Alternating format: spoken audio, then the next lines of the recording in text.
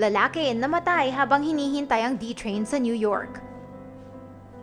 Ang lalaking ito ay pinagsususpetsahan ng pagpatay sa isang lalaki na tinulak niya sa harap ng parating na D-train sa 167th Street at Grand Concourse sa Bronx. Ang biktima na si Y. Quen Kwok at ang kanyang asawa ay papunta sa Chinatown na gawain nila bawat linggo ng umaga para kumain ng agahan. Habang hinihintay nila ang tren ay hindi sila kinausap ng suspect. Dumating ang attack ng walang ka-warning-warning. Si Kwok ay naitulak sa harap ng tren at natamaan habang siya ay nasa ere. Nag-brake ang train operator na napahinto ang tren pero nasagasaan na ang 61-year-old na lalaki na namatay sa riles.